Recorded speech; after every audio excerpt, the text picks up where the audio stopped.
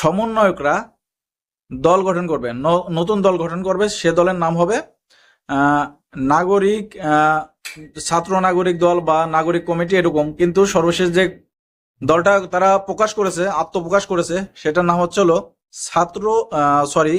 নাগরিক কমিটি। আর এটাই হচ্ছে হলো সমন্বয়কদের দল। এই সমন্বয়কদের দল নিয়ে কিন্তু আমার সামনে গত কয়েকদিন আগে একটা ভিডিও আছে, ভিডিওটা আপনারা দেখতে পারেন। সেখানে আমি ভালোভাবে বিশ্লেষণ করেছিলাম যে এই সমন্বয়করা এখন যে পর্যায়ে আছে তারা চাইবে যে দল গঠন করার জন্য। তা এখন যে অবস্থায় চলতেছে সমন্বয়কদের সারা দেশে মতবিনিময় সভা, যারা শহীদ হয়েছেন তাদের পরিবারের সঙ্গে দেখা করা, সাক্ষাৎ করা, এবং যেসব সমন্বয়করা আছে বিভিন্ন জেলায়, ছাত্র জনতা আছে, তাদের সঙ্গে মত বিনিময় করা। এটাই কিন্তু তাদের দলের মূল উদ্দেশ্য, যে সারা দেশে প্রচার করা নাগরিক কমিটি। তারা কিন্তু এই সভা সমাবেশের মাধ্যমে তাদের যে রাজনৈতিক পরিচয় বা রাজনৈতিক কর্মকাণ্ড, সেটাই কিন্তু তারা প্রকাশ করতেছেন। তারা কিন্তু সারা দেশে এখন ছড়িয়ে দিচ্ছেন যে আমরা দুর্নীতির বিরুদ্ধে, অন্যায়ের বিরুদ্ধে, অত্যাচারের বিরুদ্ধে, আমরা ফ্যাসিবাদের বিরুদ্ধে। এটা কিন্তু আসলে তারা শুধু তারা নয়, এটা কিন্তু আমরা যারা আছি আমরা সবাই কিন্তু এগুলোর বিরুদ্ধে। আমরা চাই না যে আমাদের দেশে, আমাদের সোনার বাংলায় এগুলো হোক। আমরা চাই যে আমাদের সোনার বাংলা একটা সুস্থ দেশ হোক, সুন্দর দেশ হোক। আমরা সেখানে সুস্থভাবে যাতে চলাফেরা করতে পারি, সুস্থভাবে বাঁচতে পারি। আমাদের পরবর্তীতে যারা আসবে, শিশুরা আসবে, তারা যেন সুস্থভাবে স্কুলে যেতে পারে, সুন্দর একটা স্কুল পায়, সুন্দর একটা লাইফ পায়।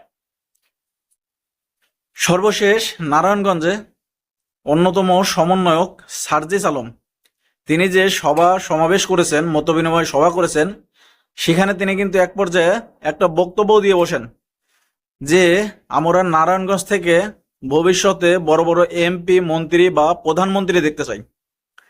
তাহলে নারায়ণগঞ্জ থেকে যদি তারা প্রধানমন্ত্রী দেখতে চায়, তাহলে বোঝেন যে আওয়ামী লীগ, বিএনপি, জামাত, জাতীয় পার্টি বা আরো যেসব রাজনৈতিক দল আছে, তাদের তো কেউ নারায়ণগঞ্জ থেকে প্রধানমন্ত্রী হওয়ার মতো কেউ নাই তাদের ভিতর। তাদের এক একজনের এক এক জায়গা। যেমন আওয়ামী লীগ হয়তো গোপালগঞ্জের হাসিনা, তারপরে আপনার বিএনপি যদি হয় সেটা উত্তরবঙ্গের বগুড়া বা রংপুরের এদিকের, জাতীয় পার্টি এদিকের। তা নারায়ণগঞ্জ থেকে যেহেতু তারা এটা চেয়েছে, তাহলে বুঝতে হবে যে তাদের সমন্বয়কদের ভিতর থেকেই বা তাদের যে রাজনৈতিক দল আসতেছে তাদের ভিতর থেকে তারা এমপি, মন্ত্রী বা প্রধানমন্ত্রী দেখতে চায়। যদি এটা করে থাকে আসলে সেটা অবশ্যই ভালো হবে, কারণ দেশের জন্য তারা কাজ করবে, দেশের ভালোর জন্য কাজ করবে, এটা আমিও চাই। কারণ আপনারাও অনেক সময় দেখেছেন যে আওয়ামী লীগ কিছুদিন আগেও বিদায় নিল, বিএনপি কয়েকবার থেকেছে, আওয়ামী লীগ বিএনপি তো অনেকেই দেখেছেন, জামাতও অনেকবার অংশীদার হিসেবে ছিল, জাতীয় পার্টিও ছিল। এখন যদি কোনো নতুন রাজনৈতিক দল আসে, সেটাকে স্বাগতম জানানো, শুভেচ্ছা জানানো আমাদের উচিত। আমাদের দেখা উচিত যে নতুন রাজনৈতিক দল নতুন চিন্তা ভাবনা দেশে কিরকম কাজ করে, দেশের অর্থনীতি কতটা এগিয়ে নিয়ে যেতে পারে, দেশের কিরকম সংস্কার করতে পারে, এটা আমাদের অবশ্যই দেখা উচিত। এই জন্য বলবো যে আপনারা যদি চান যে নাগরিক কমিটি উপরের দিকে উঠুক, নাগরিক কমিটি ভবিষ্যতে নেতৃত্বে আসুক, তাহলে অবশ্যই সবাই ভিডিওটি ছড়িয়ে দেবেন এবং সাপোর্ট করবেন।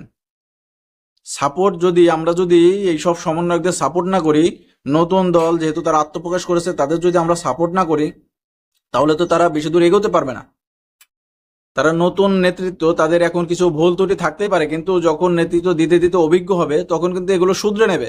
এগুলো শুধরে নিয়ে যদি আমাদের বাংলাকে সোনার বাংলায় রূপান্তরিত করতে পারে, তাহলে কিন্তু আমাদের জন্যই ভালো।